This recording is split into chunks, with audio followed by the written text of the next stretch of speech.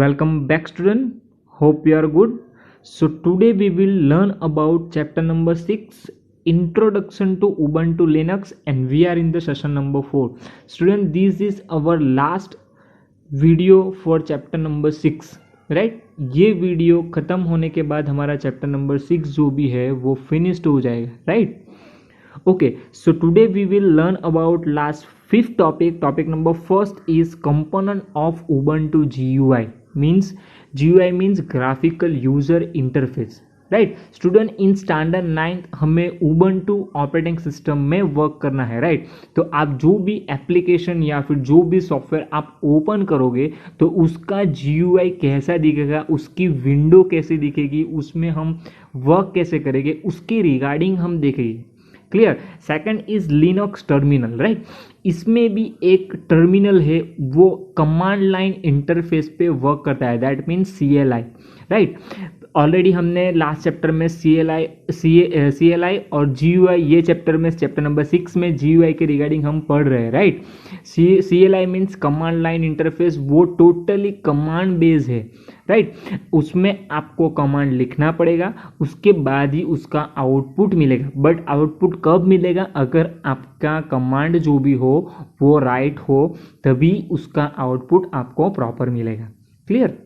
Then home directory. Right what is home directory, home directory का uses क्या है वो हम देखेंगे. उसके बाद user type in Ubuntu. There are 3 types of user.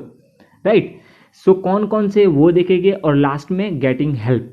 Right और लास्ट हम टेक्स्ट बुक के जो भी MCQ क्वेश्चन है, राइट उसको सॉल्व करेंगे. Clear. So first one is component of Ubuntu GUI window. Right title bar. First of all हम उसका GUI देख लेते हैं, GUI कैसा दिखेगा. फॉर एग्जांपल मान लीजिए कि मैं उबंटू ऑपरेटिंग सिस्टम के अंदर हमारा चैप्टर नंबर 9 है. राइट OpenOffice.org सॉफ्टवेयर का यूज़ करना है. फॉर एग्जाम्पल आपने अगर माइक्रोसॉफ्ट ऑफिस यूज़ किया होगा, राइट उसके अंदर वर्ड है.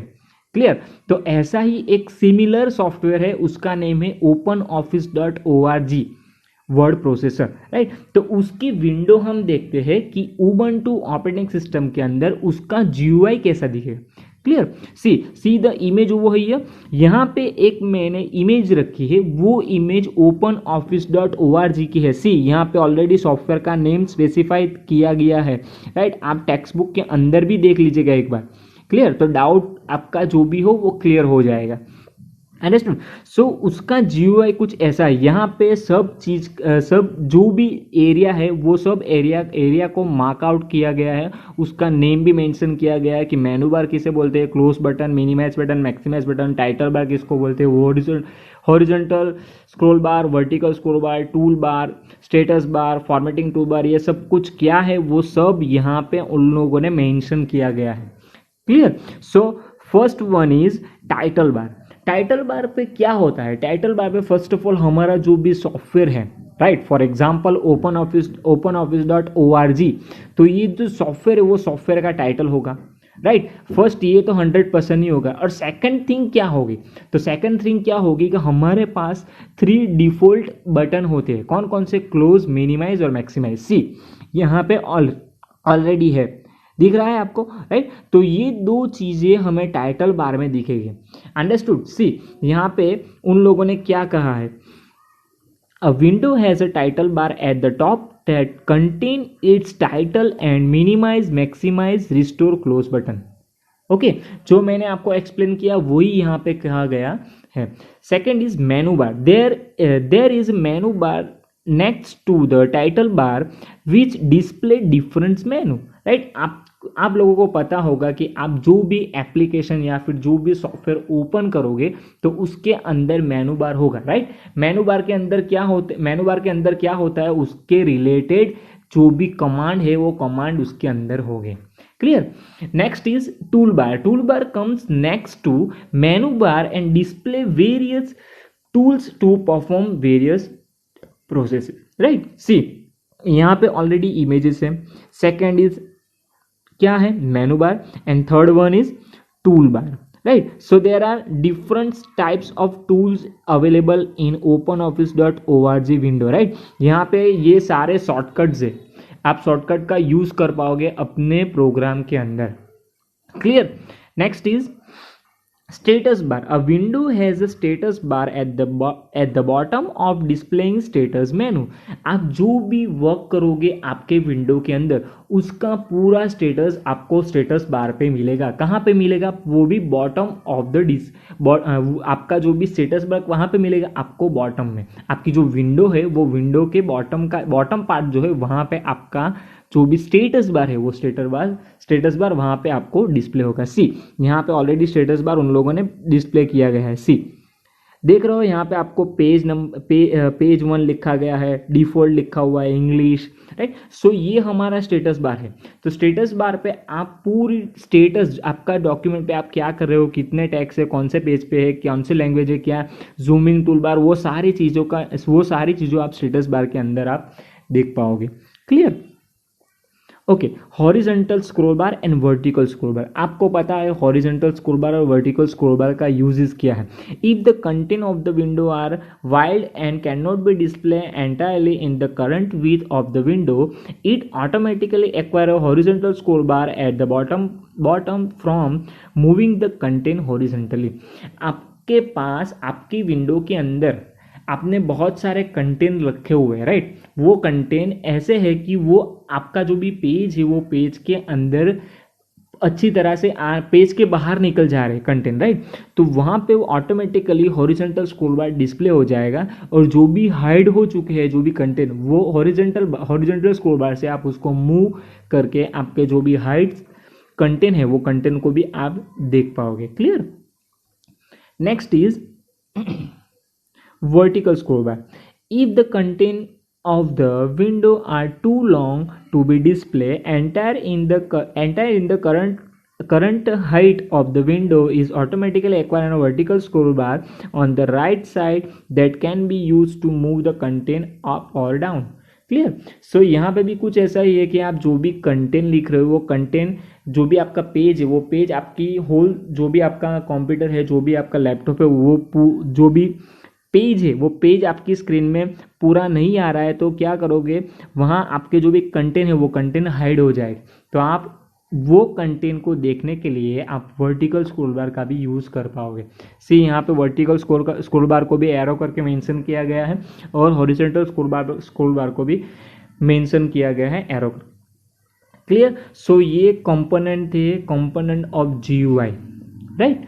कौन कौन से कंपोनेंट है वो ऑलरेडी मैंने एग्जाम्पल देके आपको एक्सप्लेन कर दिया है, राइट। तो यही एग्जाम्पल आपके टेक्स्ट बुक के अंदर ही है, राइट। चैप्टर नंबर 9 में ऑलरेडी हम ये सॉफ्टवेयर के रिगार्डिंग openoffice.org राइटर के रिगार्डिंग हमें ऑलरेडी पढ़ना है। तो उसका ही उन लोगों ने एग्जाम्पल भी लिया है कि आप अगर हमारी उबंटू ऑपरेटिंग सिस्टम के अंदर कोई भी सॉफ्टवेयर या कोई भी एप्लीकेशन ओपन करते हो तो उसका GUI कैसा दिखेगा, उसका इंटरफेस कैसा दिखेगा। Understood? Next is Linux terminal. While working with the GUI, sometimes CLI is required to type some command or to the run some script, right? Already मैंने बताया है आपको CUI और GLI का difference, right? CLI means command line interface, right? आपको उसके अंदर command लिखना पड़ेगा। कमांड अगर सही होगा तभी वो आपको आउटपुट डिस्प्ले देगा। क्लियर। और GUI उससे अलग है। GUI means graphical user interface. For example अगर आपको माई कंप्यूटर ओपन करना है, राइट, आपको माई कंप्यूटर के अंदर जाना है तो आप क्या करोगे, आपकी जो भी स्क्रीन है, राइट, वहाँ पे आपको माई कंप्यूटर का आइकॉन दिखेगा और वहाँ पे आप जैसे क्लिक करोगे तो आप ऑटोमेटिकली माई कंप्यूटर के अंदर चले जाओगे, उसकी विंडो आपकी स्क्रीन पे डिस्प्ले हो जाएगी और वहाँ पे आप माई कंप्यूटर के अंदर चले जाओगे, राइट। अभी वही प्रोसेस आपको CLI में करनी हो तो क्या करना पड़ेगा, आपको उसके रिगार्डिंग जो भी कमांड है वो कमांड को फॉलो करना पड़ेगा। अगर आप कमांड सही नहीं लिखोगे तो वो आपको आउटपुट नहीं देगा। क्लियर। तो आप जब भी GUI में भी वर्क कर रहे हो तो ऐसी कोई सिचुएशन आ जाती है तभी आपको CLI का यूज़ करना पड़ेगा और वहाँ पे आपको कमांड या फिर स्क्रिप्ट लिखनी पड़ेगी। Understood. Linux provides CLI in a graphical mode using a program known as Xterm. Xterm, also called terminal, it's called a graphical emulator of the text mode terminal. Most time पे MCQ student, it's provide several enhancements over the standard text mode screen like multicolor display and ability to select the default foreground and background color, font style, font size, copy paste etc. ये जो terminal है वो terminal के अंदर आप सब कुछ कर सकते हो. That means multi colour display, आप दो कलर मल्टी कलर का यूज़ करके उसकी डिस्प्ले क्रिएट कर सकते हो, उसके फोरग्राउंड उसका बैकग्राउंड चेंज कर सकते हो, फंट का कलर चेंज कर सकते हो, फंट की साइज चेंज कर सकते हो, आप जो भी कंटेंट लिख रहे हो उसको आप कॉपी पेस्ट भी कर सकते हो, राइट. बॉर्डर और corner of the window, press the left mouse button when the shape of the mouse pointer change, drag the mouse pointer to mouse pointer to change the size of the window. Window can be moved around on the screen by pressing the mouse button on the title bar and dragging the window when the mouse pointer change shape. आप अपनी जो भी window है, Linux terminal की जो window है, CLI की जो विंडो है, वो आप माउस से या फिर उसको टाइटल बार से ड्रैग एंड ड्रॉप करके उसकी जो साइज़ है उसको भी आप चेंज कर सकते हो. One can use minimize, maximize, restore or close option from the system menu to minimize, maximize, restore or close to the window, right. आप मेनू बार से भी उसको मिनिमाइज मैक्सिमाइज कर सकते हो और आपके पास विंडो पे उसके पास टाइटल बार भी है, वहाँ से भी आप उसको मिनिमाइज मैक्सिमाइज और रिस्टोर कर पाओगे. One can minimize all open Ubuntu window by pressing super plus D bracket the key on the newer keyboard with the Windows logo on it, known as a super key in the Linux, and the window can later be restored by pressing super plus D again, right. पहले तो student आपके mind में question होना चाहिए कि super की कौन सी है. सुपर की कौन सी है, तो अभी के जो भी कीबोर्ड है, जो न्यू कीबोर्ड है, राइट. पहले के कीबोर्ड के अंदर भी सुपर की पता नहीं थी कि किसको सुपर की बोलते हैं, राइट. बट सुपर की मीन्स कौन सी की, जो भी हमारा कीबोर्ड है वो कीबोर्ड के अंदर मेनू को स्टार्ट करने के लिए एक की होती है, विंडो स्टार्ट करने के लिए एक की होती है, राइट. उसको सुपर की बोलते हैं. जैसे आप उस पर क्लिक करोगे, वो कहाँ पे मिलेगी आपको, जो भी हमारा कीबोर्ड है वो कीबोर्ड का जो लेफ्ट कॉर्नर जो भी है वो लेफ्ट कॉर्नर का बॉटम, राइट, जहाँ पे आपको कंट्रोल की मिलेगी, वहाँ पे आपको विंडोज़ लोगो होगा. विंडोज़ का जो भी हमारे ऑपरेटिंग सिस्टम स्टार्ट होती है ना, उसका जो लोगो है वो ऐसा एक लोगो होगा, राइट. तो वो लोगो जो भी है, लोगो वाली जो भी की है, कंट्रोल की और अल्टर की के बीच में होगी, राइट. वो जो की है उसको हम सुपर की बोलते हैं. जैसे आप उस पर क्लिक करोगे और उसके साथ आप डी प्रेस करोगे तो टर्मिनल की विंडो ओपन हो जाएगी. और ऐसे नहीं होती है तो यहाँ पे नोट भी दी गई है दूसरे आप कैसी तरह आप टर्मिनल को ओपन कर पाओगे. तो if keyboard does not have the super key, control plus alt plus D key can be use as a super key, right. आपके मान लीजिए कि आपके कीबोर्ड के अंदर सुपर की नहीं है, राइट. विंडो लोगो की नहीं है, मीन सुपर की नहीं है, तो आप कैसे ओपन करोगे. तो उसके लिए उन लोगों ने शॉर्टकट की बोली हुई कि control plus alt plus D. जैसे आप प्रेस करोगे तो आप टर्मिनल को ओपन कर पाओगे. Understood student. टर्मिनल की विंडो आपके टेक्स्ट बुक के अंदर है, वो आप देख लेना. Next is home directory. In Ubuntu, every user has a home directory. It is with the same name as the username inside the root home directory. A user has a full right to perform any operation on any file or directory inside one home directory, right. Home directory आपको already पता है, मैंने already last chapter में भी आपको explain कर दिया था कि होम डायरेक्टरी कौन सी है. यूज़र जब भी विंडोज़ इंस्टॉल करता है अपने डिवाइस के अंदर, तो जो भी डिफ़ॉल्ट यूज़र नेम के साथ जो भी डायरेक्टरी जनरेट होती है उसको हम होम डायरेक्टरी बोलते हैं। उसके पास हर एक राइट होता है, हर एक परमिशन होती है, वो उसको जो भी करना होता है फाइल के साथ, फोल्डर के साथ, डायरेक्टरी के साथ, वो सब कुछ कर सकता है। अंडरस्टूड। तो जो मेन डायरेक्टरी बोलते हैं उसको हम रूट डायरेक्टरी बोलते हैं, उसको हम होम डायरेक्टरी भी बोल सकते हैं। Understood. Next is user type in Ubuntu. There are 3 types of user. First one is super user, second one is normal user, and third one is administrator user, right? As Linux is secure operating system, it seems that different users are given the right to perform different operations. There are 3 categories of a user allows. First one is super user. Linux system has a super user, traditionally called root.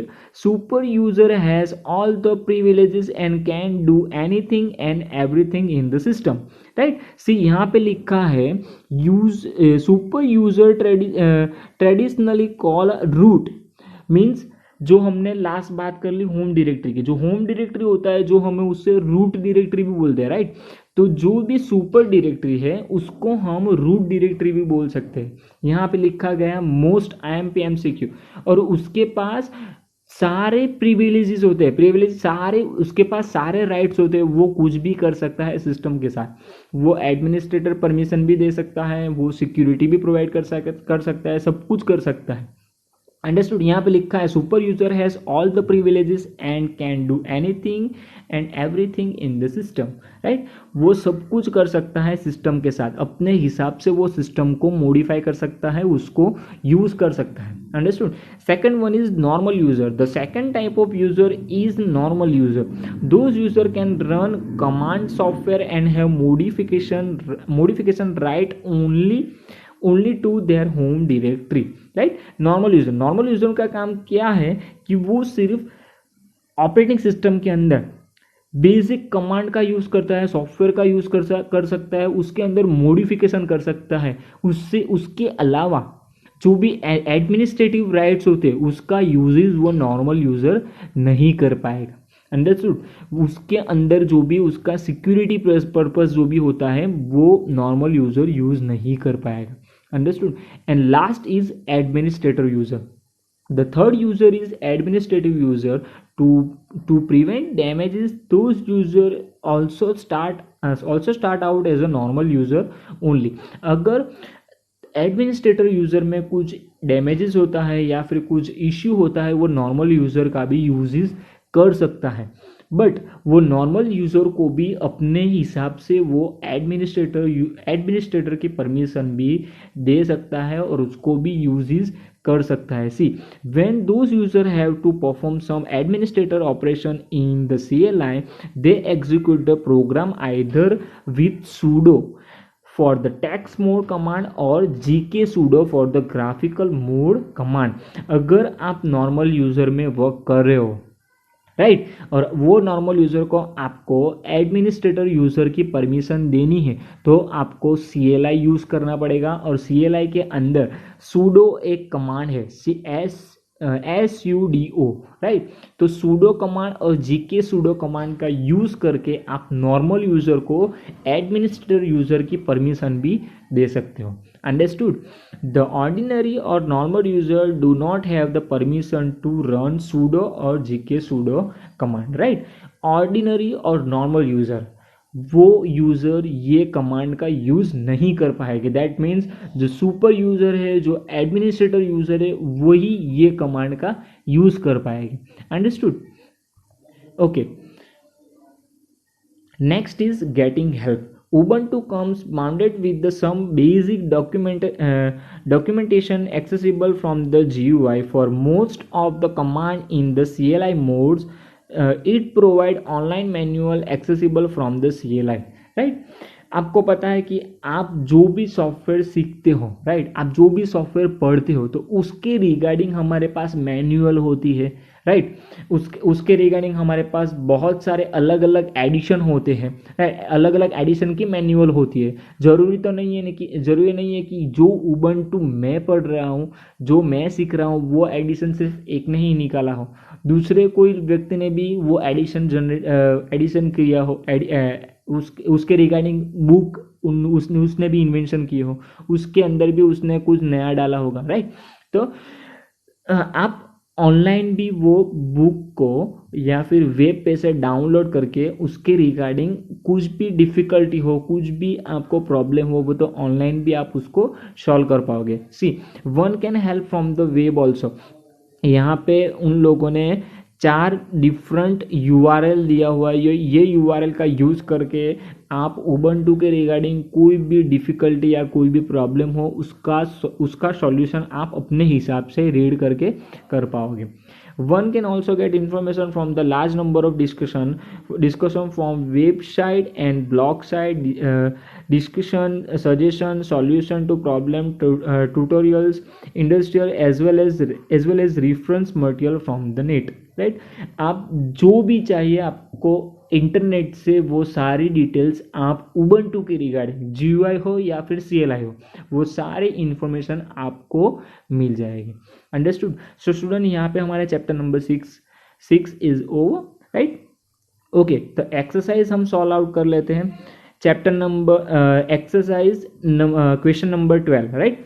First question is the unique system was developed at AT&T Bell Laboratory. What was the full form of Multics Information Computing Service? Most time पे MCQ student MCQ के अंदर भी आ सकता है। Which game was in instrumental in a development of Unix space travel? What was the original name of Unix? तो Unix. Who started the Free Software Foundation? Richard Stallman. Which of the following is not a freedom sought by the Free Software Foundation? The Free Software Foundation to delete to the program. What is the full form of GNU? GNU is not a Unix. Who developed the Linux kernel? Linus Torvald. Most time MCQ. What is the full form of Linux? Linux is not Unix. Which of the following is not a major operating system family for the PC? Answer is Apache. On which Linux distribution in Ubuntu Linux based? Debian, GNU and Linux. What is the Windows based Ubuntu installer? WUB. Most IMP MCQ. WUBI, right?